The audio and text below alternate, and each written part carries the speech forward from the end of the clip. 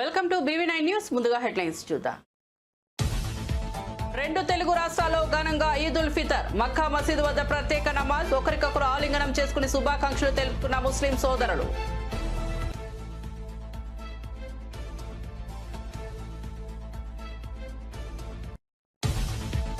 ఉచిత బియ్యంలో కేంద్రం పాత్ర పెద్దదే అన్న బండి సంజయ్. ఉచిత బియ్యం పథకానికి కేంద్రం 10,000 కోట్లు వెచ్చిస్తోందని స్పష్టం. రాష్ట్ర ప్రభుత్వ భారం కేవలం 10 రూపాయలు మాత్రమేనని వెల్లడి. ఆధారాలతో నిజం నిరూపించేందుకు తాను సిద్ధమని సవాల్. డబుల్ ఇంజన్ గవర్నమెంట్ తో అభివృద్ధి సాధ్యమన్న పురంధేశ్వరి. వైసీపీ పాలనలో అప్పుల ఊబి, నిరుద్యోగం, రహదారి దుస్థితి. బీజేపీ, టీడీపీ, జనసేన కూటమి ద్వారానే అభివృద్ధి సాధ్యమని స్పష్టం.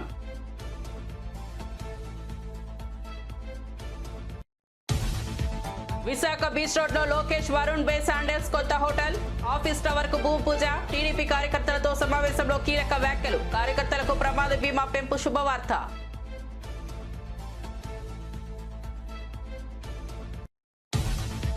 P4 మోడల్ నాటకమే అని అంబటి రాంబాబు ఫైర్. P4 పేరుతో ప్రజలను మభ్యపెట్టే ప్రయత్నం చేస్తున్నారని ఆరోపణ. విద్య, వైద్యం, ఉపాధి కల్పించకుండానే పేదరిక నిర్మూలన వీలు కాదని వ్యాఖ్య.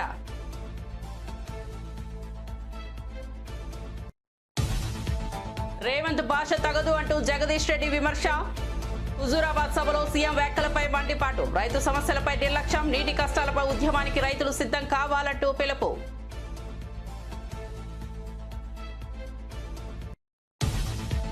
HCU భూముల అమ్మకాన్ని ఆపండంటూ కొండా విశ్వేశ్వరరెడ్డి. చెట్లు, జీవ వైవిధ్యం కలిగిన భూములు విద్యార్థుల భవిష్యత్తు అని హెచ్చరిక. ప్రకృతి విద్యారంగానికి ముప్పు తేవద్దని సూచన.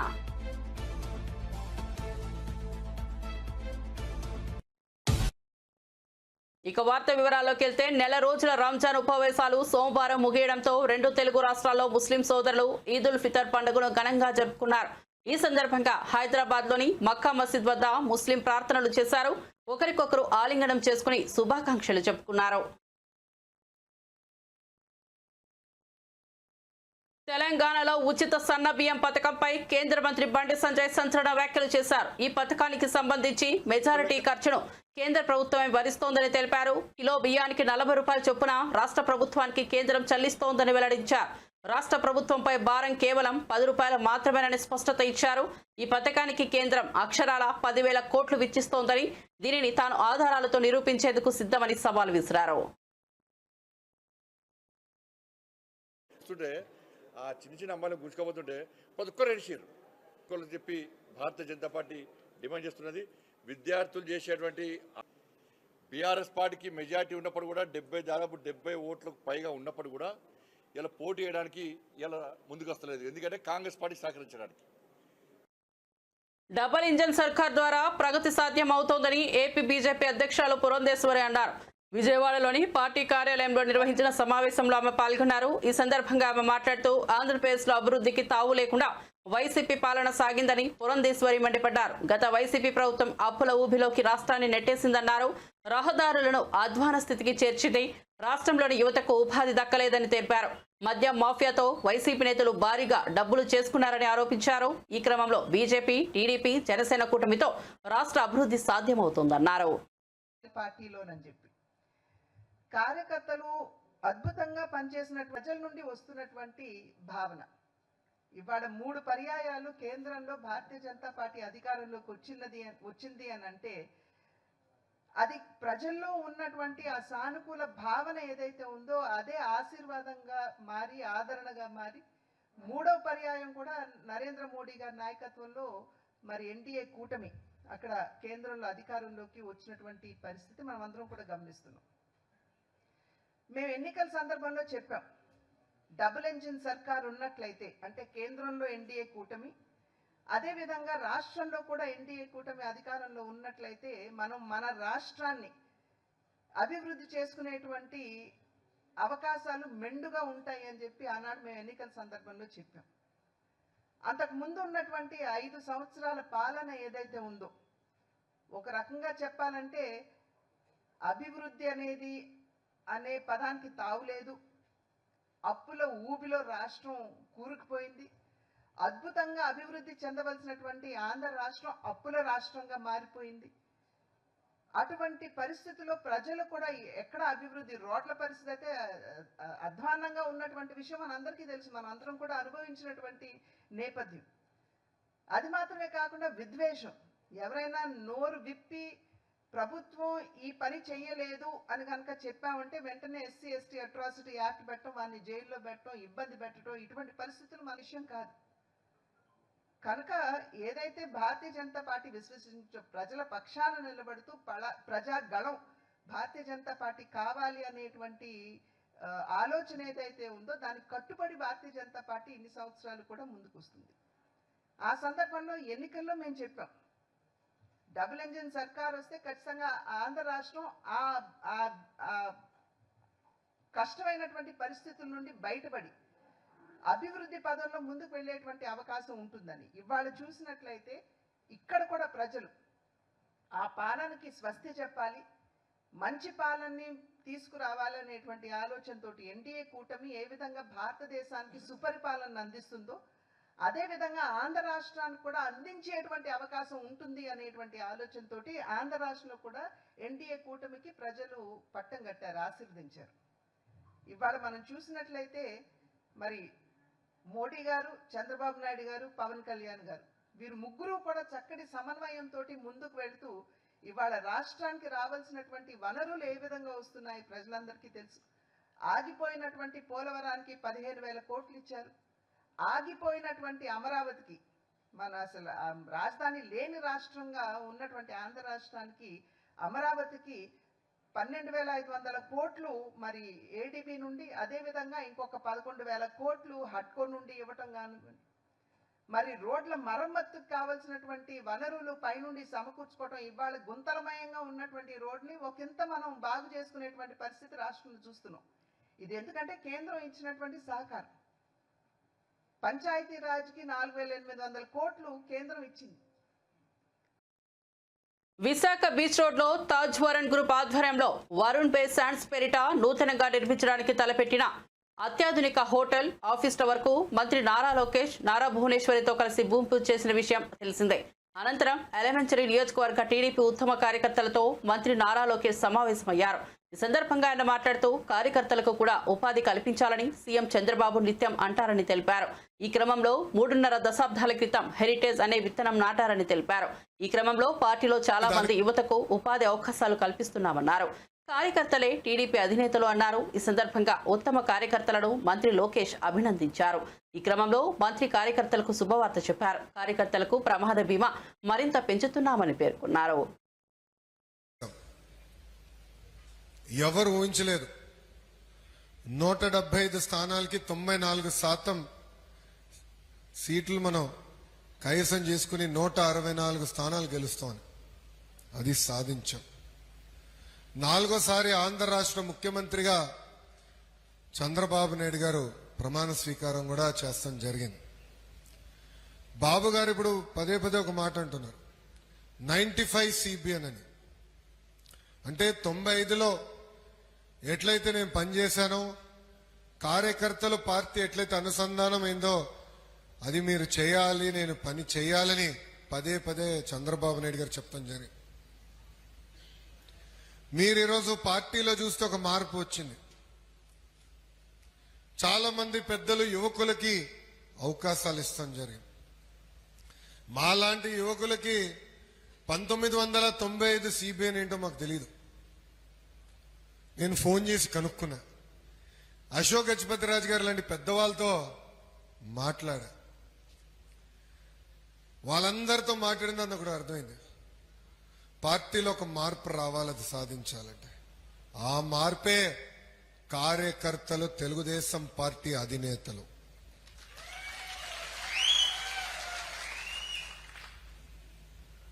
గ్రామ పార్టీ అధ్యక్షుడు, మండల పార్టీ అధ్యక్షుడు, నియోజకవర్గ ఇన్ఛార్జ్ మంత్రివర్యులు అందరూ కూడా అహర్నిశలు కార్యకర్తలకు అందుబాటులో ఉండాలా, వాళ్ళ సమస్యలు పరిష్కరించాలా. మీరందరూ ఒక్కసారి కానీ చూస్తే ప్రతి వారం వెడ్నెస్డే నాడు కంపల్సరీ ఇన్ఛార్జీలు కానీ శాసనసభ్యులు కానీ, అంటే తెలుగుదేశం పార్టీ శాసనసభ్యులు కానీ తెలుగుదేశం పార్టీ ఇన్ఛార్జీలు కంపల్సరీగా కార్యకర్తల్ని కలవాలి, వాళ్ళ మనోభావాలు తెలుసుకోవాలి, అది పరిష్కరించాలని చాలా స్పష్టంగా చెప్పాం. నేను పాదయాత్ర చేసినప్పుడు కూడా మీకు ఒక హామీ ఇచ్చా. నేను తిరిగి నియోజకవర్గానికి ఎప్పుడైనా వచ్చినప్పుడు ముందల ఉత్తమ కార్యకర్తలను కలుస్తా, దాని తర్వాత కార్యకర్తల సమావేశం పెట్టుకుంటా, అది అయిన తర్వాతనే ప్రభుత్వ కార్యక్రమాలకు వెళ్తానని చెప్పిన ఆనాడు ఇచ్చిన హామీ మేరకు ఈరోజు మీ ముందల నేను ఉంచుంటున్నా. అరే ఈరోజు మనకు సెల్యూట్ కొడుతున్నారంటే దానికి కారణం ఏంటి? 5 సంవత్సరాలు మనం చేసిన త్యాగాలు, మనం చేసిన పోరాటం. ఆ రోజు ఇదే సెల్యూట్ కొట్టే వాళ్ళు లాఠీ పట్టుకుని మన ఇబ్బంది పెట్టారు, మన ఇంటికి తాడు కట్టారు. ఆ తాడులు తెంచుకుని బయటకు వచ్చి విరోచితంగా మనందరం పోరాడం.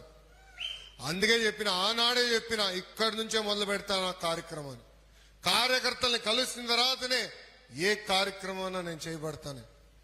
కేవలం నేనే కాదు, ఈరోజు జాతీయ అధ్యక్షుడు చంద్రబాబు నాయుడు గారు కూడా ఏ నియోజకవర్గంకి వెళ్ళినా ప్రభుత్వ కార్యక్రమం అయిన వెంటనే ఇమ్మీడియట్ గా కార్యకర్తల సమావేశాలు పెట్టుకుంటున్నారు, కార్యకర్తలతో చర్చిస్తున్నారు, వాళ్ళ సమస్యలు తెలుసుకున్న తర్వాతనే ఆ నియోజకవర్గాన్ని వదిలి వేరే నియోజకవర్గానికి ప్రయాణం చేస్తున్నారు. పెద్దలు ఈరోజు అన్నారు 83 రోజుల్లో 1 కోటి సభ్యత్వాలు సాధించామని. సాధించింది నేను కాదు, కార్యకర్తలు. మీరు పడిన కష్టం. పార్టీ ఏ కార్యక్రమానికి పిలిపించినా ముందుకెళ్లి. P4 పేరుతో చంద్రబాబు నాయుడు కొత్త నాటకం మొదలెట్టారని గుంటూరు జిల్లా వైఎస్ఆర్సీపీ అధ్యక్షుడు అంబటి రాంబాబు విమర్శించారు. ఎన్నికల ముందు సంపద సృష్టిస్తానని సూపర్ 6 హామీలు ఇస్తానన్న చంద్రబాబు ఇప్పుడు ప్రభుత్వం సంపద సృష్టించదని, ఇప్పటికే ఉన్న సంపన్నులు పేదవారికి పంచాలని అంటున్నారని ఎద్దేవా చేశారు. పేదరిక నిర్మూలన ప్రభుత్వ బాధ్యతేనని స్పష్టంగా పేర్కొన్నారు. దీనికోసం విద్య, వైద్యం, ఉపాధి అవకాశాలు కల్పించాల్సిన అవసరం ఉందన్నారు. చాలా పెద్ద ఆర్భాటంతో తాడేపల్లిలో శాసనసభ పక్కనే ప్రాంగణంలో చాలా పెద్ద వేదికను ఏర్పాటు చేసి P4 జీరో పావర్టీ మార్గదర్శి బంగారు కుటుంబం టైటిల్ చాలా చక్కగా పెట్టి చాలా ఆర్భాటంగా రాష్ట్ర ముఖ్యమంత్రి గారు, ఉప ముఖ్యమంత్రి గారి సమేతంగా విచ్చేసి సుదీర్ఘమైనటువంటి సమావేశాన్ని నిర్వహించారు. ఈ కాన్సెప్ట్ తన బుర్రలో నుంచి వచ్చిందని, ఇది అద్భుతమైనటువంటి కాన్సెప్ట్ అని, ఆంధ్ర రాష్ట్రంలో పేదరిక నిర్మూలనకు ఇది దోహదపడుతుందని చెప్పేటటువంటి ప్రయత్నం చేశారు. చాలా దురదృష్టం అని మనవి చేస్తున్నాం. ఈ రాష్ట్రంలో కొత్తగా టోల్ గేట్లు పెడుతున్నాడు చంద్రబాబు నాయుడు గారు. మెడికల్ కాలేజీల్ని, పోర్టుల్ని, చివరికి గ్రామీణ ప్రాంతాల్లో ఉన్న రోడ్లని, వీటన్నిటినీ ప్రైవేటీకరణ చేసేస్తున్నాడు. That is also P4. ప్రైవేటీకరణ చేసేసి టోల్ గేట్స్ రూపంలో వసూలు చేసేటటువంటి కార్యక్రమం. అంతేకాదు, ఉమ్మడి రాష్ట్రంలో ప్రభుత్వ రంగంలో ఉన్నటువంటి 58 కార్పొరేషన్లో విత్డ్రా చేసేసుకుని ప్రైవేట్ రంగానికి అప్పచెప్పేశాడు. అంటే ఇక్కడ నేను చెప్పదలుచుకున్నటువంటి అంశం ఏమిటంటే, మొత్తం ప్రైవేటీకరణ చేసేయాలనేటువంటి ఉద్దేశంతో చంద్రబాబు నాయుడు గారు పరిపాలన చేస్తున్నాడు. మీరు చూశారుగా, ఎన్నికలకు ముందు సూపర్ 6 అన్నాడు, సంపద సృష్టి అన్నాడు. సంపద ఎక్కడ ఉందండి సూపర్ 6 చేయడానికంటే? సృష్టిస్తా, సంపదను సృష్టించి పేదవారికి పంచి పెడతా అన్నాడు. 9 నెలలు అయింది, 10వ నెలలో ప్రవేశించాం. సంపద సృష్టించలా. సంపద ఎవరి దగ్గర ఉందో వాళ్ళని పట్టుకొస్తున్నాడు, పట్టుకొచ్చి వీళ్ళకి ఇవ్వమంటున్నాడు. అంటే ప్రభుత్వం సంపద సృష్టించే బాధ్యత లేదు. సంపద ఆల్రెడీ సంపాదించుకున్న వాళ్ళందరినీ పిలిచి వారి దగ్గర నుంచి పేదవాళ్ళకి ఇచ్చేటటువంటి కార్యక్రమం పెడతాను అనేటువంటి బాధ్యత. అంటే పేదరిక నిర్మూలన చేయవలసినటువంటి బాధ్యత ఈ సోషలిస్టిక్ కంట్రీస్లో, అంటే ఈ ప్రజాస్వామ్య పద్ధతుల్లో ఎవరికి ఉంటుంది? ప్రభుత్వాలకు ఉంటుంది. పేదరికాన్ని ఏ విధంగా నిర్మూలిస్తారు అంటే డబ్బులన్నీ పంచిపెట్టి నిర్మూలించడం ఒకటే మార్గం కాదు.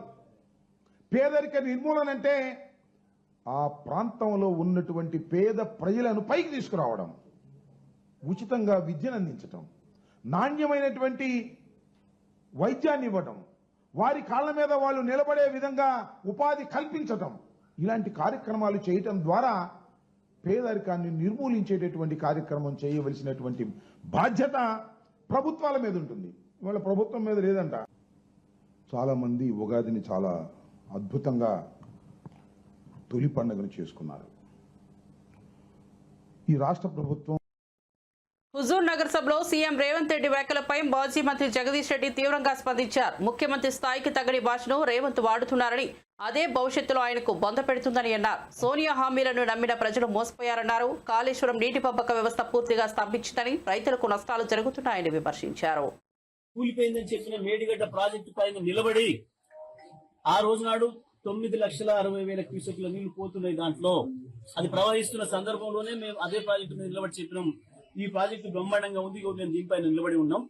కన్నేపల్లి పంప్ హౌస్ ఏదైతే కాళేశ్వరం కీ పాయింట్ ఉందో ఆ పంప్ హౌస్ కూడా వెళ్ళిన అధికారులతో మాట్లాడినాం. మంచిగా ఉంది, అంత రిపేర్ చేసి ఉంది, ఒక్క బటన్ నొక్కితే చాలు ప్రారంభమవుతుంది, నీళ్ళు ఇవ్వడానికి సిద్ధంగా ఉంది అని చెప్పి అధికారులు చెప్పింది. మేము ఆ రోజే చెప్పినాం, వెంటనే ఆన్ చేయండి, ఖాళీగా ఉన్న చెరువులన్నీ నింపండి అని చెప్పి మేము డిమాండ్ చేసినాం. కానీ ఈ ప్రభుత్వానికి సోయి లేదు, ఇప్పటి వరకు దాని ఎత్తే ఆలోచన చేయటం లేదు. ఎన్డీఏసీ అనేది కేవలం ఒక అంక మాత్రమే. ఎన్డీఏసీ అనుమతితో అక్కరే లేదు మనకు. ఆంధ్రప్రదేశ్ ప్రభుత్వం ఒకవైపు ఏ చట్టాలు ఏవి అవసరం లేకుండా యథేచ్ఛగా నీళ్లను దోపిడీ తీసుకుపోతుంటే, ఇక్కడ కేవలం ఎన్డీఏసీ ఒక్క చెప్పి తెలంగాణ రైతాంగానికి శిక్ష వేస్తున్నారు ఈ దుర్మార్గులు కాంగ్రెస్ పార్టీ ప్రభుత్వం. మీరు రైతులకు శిక్ష వేస్తున్నారు, ప్రతిగా నువ్వు ఊరికే మాట్లాడుతున్నావు, ఊరికే పలకరిస్తున్నావు. ఉరి శిక్ష ఏదైతే మాట్లాడుతున్నావో అది రైతులు నీకు వేయడం ఖాయం. నువ్వు రైతులకు ఏ శిక్ష చేస్తున్నావో దానికి ప్రతిగా నీకు రైతులు ఉరి శిక్ష వేయడం ఖాయం అయితే తప్ప ఇంకొకటి కాదు. కాళేశ్వరం విషయంలో కాంగ్రెస్ పార్టీ మాట్లాడుతున్నది పూర్తిగా మోసపూరితమైన మాటలు, ద్రోహపూరితమైన మాటలు తప్ప ఇంకొకటి కాదు. స్పష్టంగా నిలువుగా నిలబడే ఉంది, కాళేశ్వరం నీళ్ళు ఇవ్వడానికి సిద్ధంగానే ఉంది. కన్నేపల్లి పంప్ హౌస్ ఇవాళ ఆన్ చేసిన నీళ్ళు వస్తాయి, మేము ఛాలెంజ్ చేస్తా ఉన్నాం. తప్పకుండా కేసీఆర్ గారికి ఒక్క మాట మీకు చెప్పండి, మీకు చేత కాకపోతే 1 నిమిషంలో కేసీఆర్ గారు దాన్ని ప్రారంభం చేస్తారు. తప్పకుండా నీళ్ళు ఇచ్చే అవకాశం ఉంది. ఇవాళ ఇంకా కూడా అట్నే అబద్ధాలు నమ్మకం బతుకుదాం అనుకుంటున్నాడు. అది రైతుల విషయంలో పచ్చి దగా చేస్తా ఉంది ప్రభుత్వం. కాళేశ్వరం అట్టనే ఉంది, కాళేశ్వరంకి ఏమి కాలేదు. కాళేశ్వరంలో ఇవాళ పంపాన్ చేస్తే నీళ్లు రావడానికి సిద్ధంగా ఉన్నాయనే మాట బీఆర్ఎస్ పార్టీకి చెప్పినాం. ఒక్కసారి కేసీఆర్ అప్పచెప్పండి, 3 రోజులు ఇక్కడ నీళ్ళు తీసుకొస్తామని చెప్పినాం. ఇంతవరకు ఉత్తమ్ కుమార్ రెడ్డి గారు కానీ, కేసీఆర్ మంత్రి కానీ, ముఖ్యమంత్రి గారికి సమాధానం.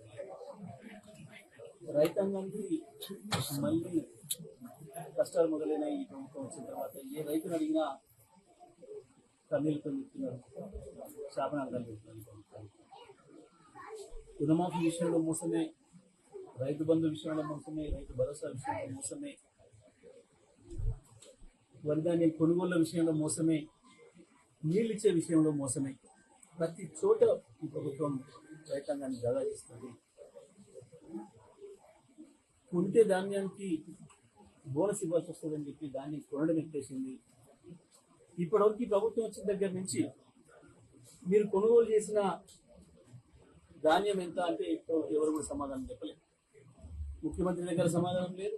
వ్యవసాయ రాష్ట్రంలో ప్రస్తుతం హెచ్సియు భూముల వివాదం తీవ్ర రాజకీయ చర్చకు దారితీసింది. ప్రతిపక్షాల్లోనే ఆ భూములను వర్సిటీకే ఇవ్వాలని డిమాండ్ చేస్తున్నాయి. ఈ భూముల్లో వైవిధ్యమైన జీవ సంపద ఉందని, ఆ అటవీ భూములను తొలగిస్తే పర్యావరణానికి ఎంతో ముప్పు వాటిల్లుతుందని పేర్కొంటున్నాయి.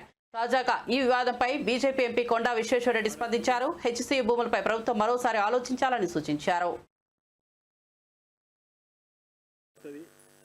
ఇది ఆప్షన్ పెట్టొద్దు అని వారు చెప్తున్నారు. నిజంగానే వారు అనేది స్టూడెంట్స్ అనేది కరెక్ట్.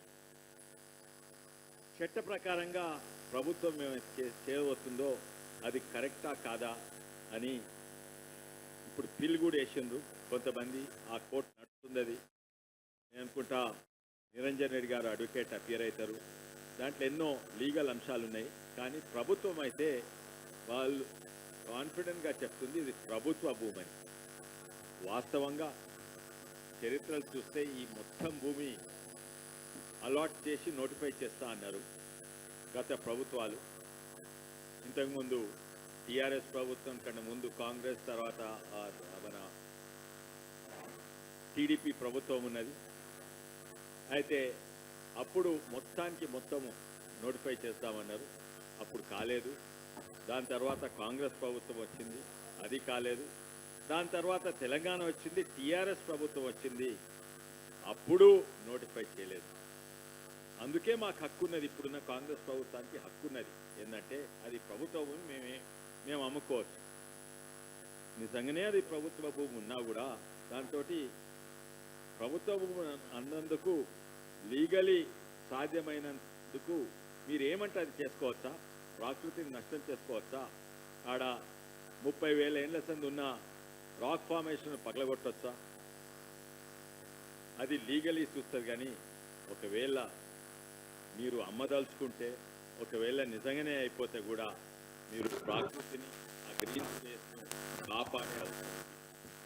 అమ్ముతే హైయెస్ట్ బిడ్డర్ కాదు, అక్కడ ఒక పార్క్ చేయండి, లేకుంటే ఒక మంచి పెద్ద స్కూళ్ళు చేయండి.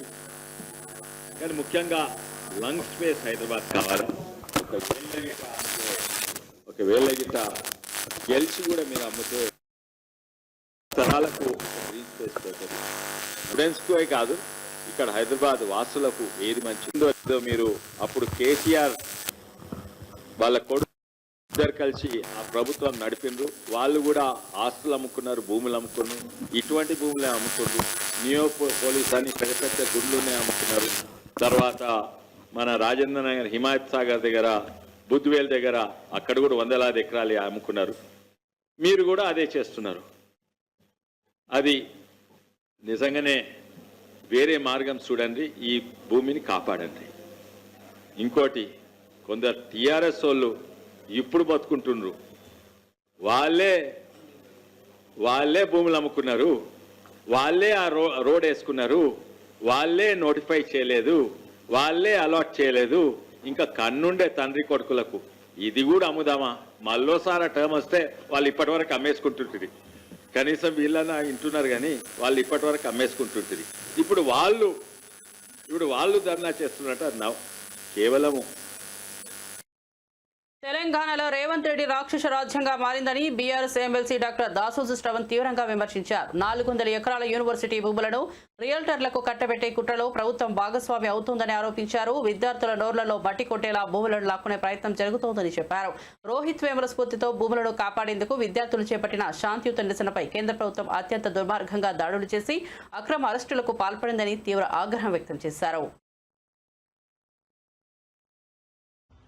మేధావులు తిరుగాడే గడ్డ, అత్యధికంగా సమాజంలో చదువుకున్న వాళ్ళు ఉండేటువంటి ఒక హైదరాబాద్ సెంట్రల్ యూనివర్సిటీని ఇవాళ రేవంత్ రెడ్డి రాజ్యంలో ఒక రాక్షస రియల్ ఎస్టేట్ దందాకు పాల్పడుతూ ఇవాళ 400 ఎకరాల భూమిని ఇవాళ రియల్టర్లకు కట్టబెట్టేందుకోసం అని చెప్పని భవిష్యత్ భారతదేశ విద్యార్థులందరి నోళ్లలో మన్నుగొట్టే విధంగా ఇవాళ భూమిని లాక్కునే ప్రయత్నం చేస్తా ఉంటే, రోహిత్ వేముల స్ఫూర్తితో ఇవాళ భూమిని కాపాడుకోవడం కోసం చెప్పని ఇవాళ విద్యార్థులు పెద్ద ఎత్తున ఇవాళ ఉద్యమం చేస్తే, వాళ్లపైన రేవంత్ రెడ్డి పోలీసులు అత్యంత దుర్మార్గమైనటువంటి ఒక దాష్టికానికి పాల్పడి వాళ్లపైన దాడులకు పాల్పడ్డారు. మహిళలు అని చెప్పి చూడకుండా, మహిళా కానిస్టేబుల్ కూడా లేకుండా వాళ్ళని అరెస్ట్ చేసినారు. ఇవాళ మేము మాదాపూర్ పోలీస్ స్టేషన్కి వచ్చి చూస్తే అత్యంత దయనీయమైనటువంటి సంఘటనలో ఇవాళ విద్యార్థులు ఉన్నటువంటి ఒక పరిస్థితి. వాళ్ళ కనీసం ఫస్ట్ ఎయిడ్ చేయలేదు, పొద్దున్న నుంచి తినడానికి తిండి కూడా ఇవ్వలేదు. వాళ్ళు చేసినటువంటి ఒక నేరం ఏందయ్యా అంటే, మా భూములు మాకు కావాలా అని చెప్పని వాళ్ళు ఈ విద్యార్థులకు చెందిన భూములు అప్పుడెప్పుడో 2,300 ఎకరాల భూములు మా భవిష్యత్తు కోసం అని చెప్పించిండ్రు. మీ రియల్ ఎస్టేట్ దందా కోసం కాదు రేవంత్ రెడ్డి, మా భూములు మాకు కావాలా అంటే పోలీసుల పదగట్టాల కింద ఇవాళ ప్రజాస్వామిక హక్కును, విద్యార్థుల హక్కులను, విద్యార్థుల భవిష్యత్తును కాలరాసే విధంగా అరెస్ట్ చేసి వాళ్ళని ఇవాళ నానా హింసలకు పాల్పడే ఒక ప్రయత్నం చేస్తా ఉన్నారు. ఇదే విధంగా ఇవాళ రాయదుర్గం పోలీస్ స్టేషన్ లో ఇవాళ కొంతమంది విద్యార్థులు ఉన్నారు, గచ్చిబౌలి పోలీస్ స్టేషన్ లో కొంతమంది విద్యార్థులు ఉన్నారు. హెచ్సి ఎదురుగా ఇవాళ ఇప్పుడే దాదాపు 200-300 మంది విద్యార్థులు ఇవాళ నిరాహార దీక్షలు చేస్తా ఉన్నారు, ధర్నాలు చేస్తా ఉన్నారు. మా వాళ్ళను వదిలిపెట్టండి, లేకపోతే మేము దీక్షలు విరమించమని చెప్పని. ఏం బాపుకుంటావు రేవంత్ రెడ్డి? విద్యార్థుల జీవితాలతో చెలగాటమాటం ఏంటి? నువ్వు యూనివర్సిటీలో చదువుకోకపోయినంత మాత్రాన, విశ్వవిద్యాలయాల విద్యార్థుల యొక్క సమస్యలు నీకు అర్థం కాకపోయినంత మాత్రాన, వాళ్ళ పట్ల నీకు బాధ్యత లేనంత మాత్రాన ఇవాళ ఇష్టం వచ్చినట్టు ఇవాళ భూములు లాక్కొని రియల్ ఎస్టేట్ దందాల కోసం ఈ రకంగా అణచివేటకు గురి చేయడం న్యాయం కాదు. తస్మాత్ జాగ్రత్త. ఎవరెవరైతే విద్యార్థి లోకంతో కొట్లాడతారో, ఎవరెవరైతే విద్యార్థి లోకాన్ని అణచివేయాలని ప్రయత్నం చేస్తారో వాళ్ళందరూ చరిత్రలో మట్టి కొట్టుకుపోయినరు. రేవంత్ రెడ్డి నీకు కూడా అదే గట్టి పడుతుంది. దయచేసి మేము విజ్ఞప్తి చేస్తా ఉన్నాం, విద్యార్థుల పక్షాన విజ్ఞప్తి చేస్తా ఉన్నాం, తల్లిదండ్రుల పక్షాన విజ్ఞప్తి చేస్తా ఉన్నాం, తెలంగాణ సమాజం పట్ల తరపు నుండి విజ్ఞప్తి చేస్తా ఉన్నాం. ఈ భూమి నీ తాతల ముత్తాతలది కాదు, మా తాత ముత్తాతలది కాదు, భవిష్యత్ తరాలది, భవిష్యత్ చదువుకునే పిల్లలది. అక్కడ ఫ్లోరా ఉంది, ఫౌనా ఉంది. హైదరాబాద్ సెంట్రల్ యూనివర్సిటీలోని 400 ఎకరాల భూములను అమ్మే ప్రయత్నాలను తక్షణమే నిలిపివేయాలని ప్రజాశాంతి పార్టీ అధ్యక్షుడు కేఏ పాల్ డిమాండ్ చేశారు. ఈ భూములు విద్యార్థుల భవిష్యత్తుకు సంబంధించినవి, వాటిని రియల్ ఎస్టేట్ వ్యాపారుల చేతుల్లోకి అప్పగించడాన్ని సహించబోమని స్పష్టం చేశారు. రేవంత్ రెడ్డి, రాహుల్ గాంధీలను హెచ్చరిస్తూ ఈ నిర్ణయం వెనక్కు తీసుకోకపోతే చట్టపరంగా, రాజకీయ పరంగా తీవ్ర పరిణామాలను ఎదుర్కోవాల్సి వస్తుందని కేఏ పాల్ గట్టిగా హెచ్చరించారు. Rahul Gandhi ji, what the hell is going on in Telangana with Hyderabad University 400 acres, more than 1 lakh crore worth of property? Why your Ravant Reddy government and yourself selling the youth of the future? Thousands of students have been graduated, one of the most precious property. What happened to your Mohabbat ka dukan?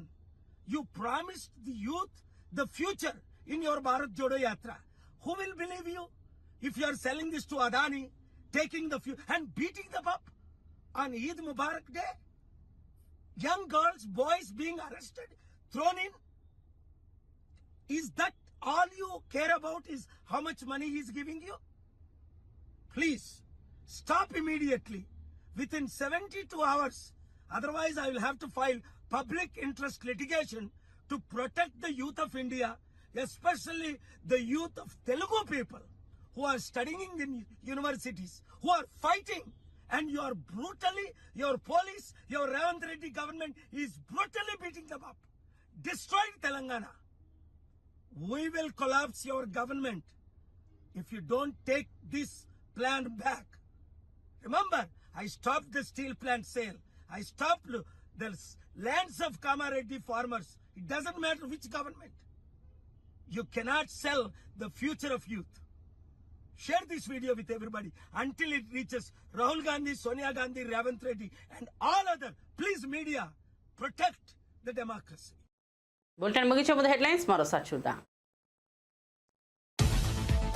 2 Telugu రాష్ట్రాల్లో ఘనంగా ఈద్ ఉల్ ఫితర్. మక్కా మసీద్ వద్ద ప్రత్యేక నమాజ్, ఒకరినొకరు ఆలింగనం చేసుకుని శుభాకాంక్షలు తెలుపుకున్న ముస్లిం సోదరులు.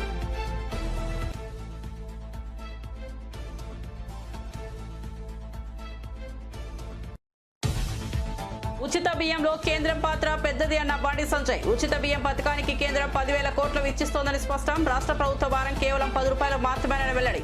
ఆధారాలతో నిజం నిరూపించేందుకు తాను సిద్ధమని సవాల్.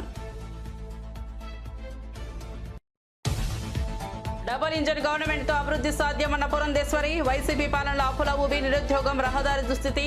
బీజేపీ, టీడీపీ, జనసేన కూటమి ద్వారానే అభివృద్ధి సాధ్యమని స్పష్టం.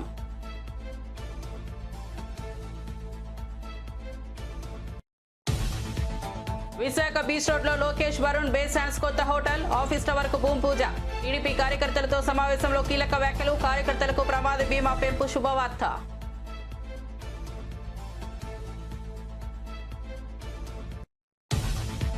P4 మోడల్ నాటకమేనని అంబటి రాంబాబు ఫైర్. P4 పేరుతో ప్రజలను మభ్యపెట్టే ప్రయత్నం చేస్తున్నారని ఆరోపణ. విద్యా, వైద్యం, ఉపాధి కల్పించకుండానే పేదరిక నిర్మూలన వీలు కాదని వ్యాఖ్య.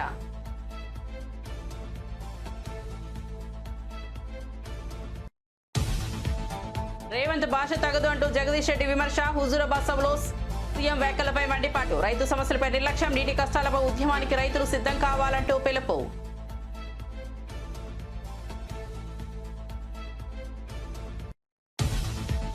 హెచ్సియు భూముల అమ్మకాన్ని ఆపండని కొండా విశ్వేశ్వరరెడ్డి వ్యాఖ్య. చెట్లు, జీవ వైవిధ్యం కలిగిన భూములు విద్యార్థుల భవిష్యత్తుకోని హెచ్చరిక. ప్రకృతి విద్యారంగానికి ముప్పు తేవద్దని సూచన.